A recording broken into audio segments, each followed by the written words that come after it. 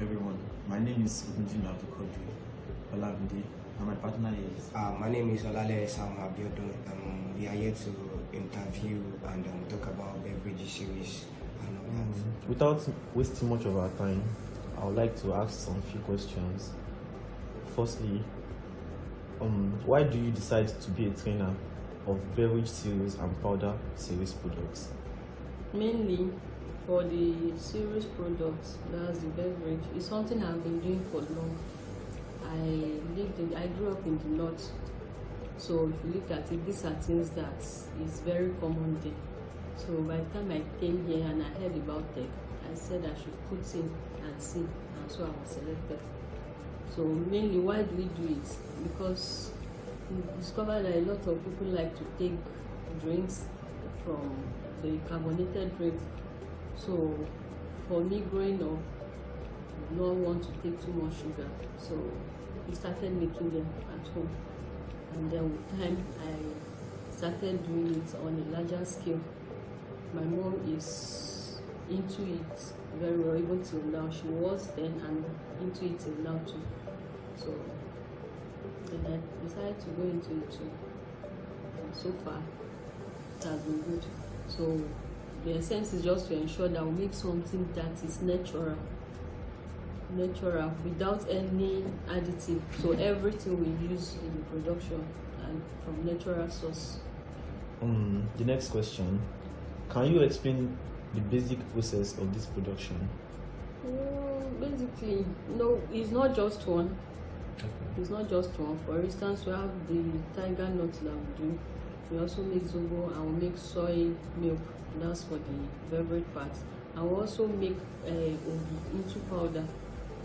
So, which of it now, or I have to say I should just pick one of it.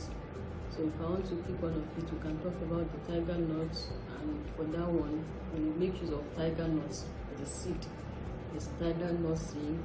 Then for our sweet now, we make use of natural. I told you it's natural, so we make use of dates, coconuts too. Those are the sweeteners we use. And then other additives, we have the ginger and cloves. That's what we use. Then for our zobo drink, we make use of the hibiscus flower. Then we also have other additives too. We use fruit blends, different fruits like the pineapple, orange, cucumber, watermelon. So you see, they are all natural. And we also make use of dates too for the zobo, so that the taste, to enhance the taste. And we have other additives too, like the ginger and cloves too, to give it a good spice. Okay, thank you.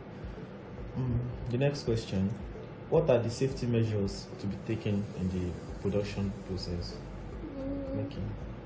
The safety measure, I don't know in terms of what, in terms of cleanliness, Yeah. or what aspect. Basically, for tiger nut, for instance, now is something that gets spoiled easily, and because of that, I do tell my students, anytime you want to do it, you have to be set. You know that you are ready to. It's not something that you want to do, then you leave it and go. You have to be ready that I want to do this thing now. So we make use of ice pack too, so that it will not spoil.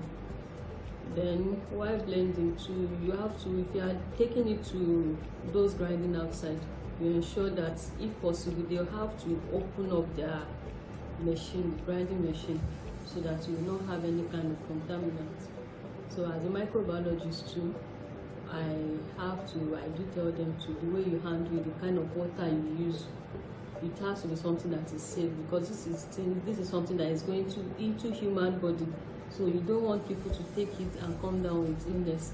So we ensure everything has to be safe, handling it safely and using clean water.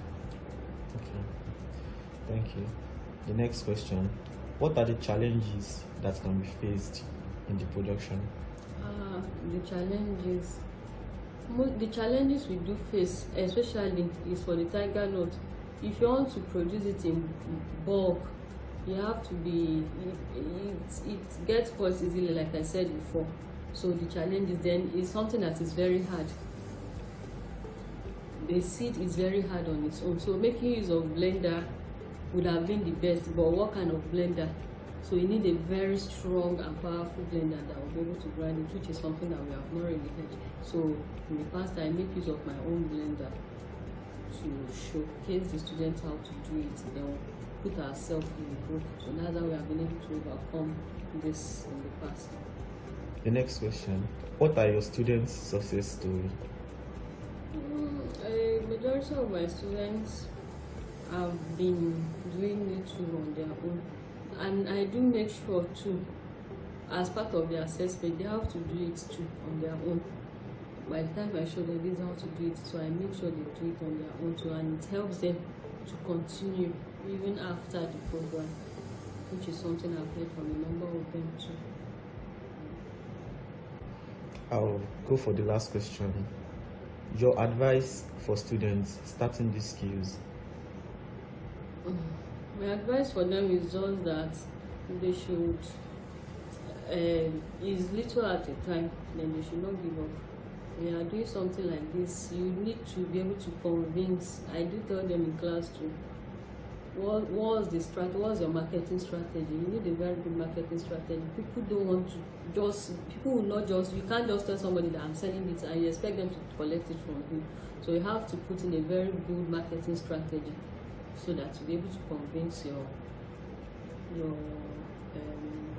clients. Let me put it like that. And you should just take it little at a time. Then you can always innovate.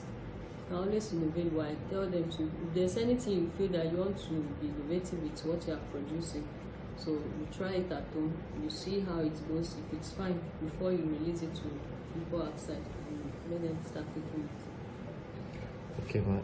That will be all, man. Thank you so much for your time. Really appreciate it. All right. Thanks. You're welcome.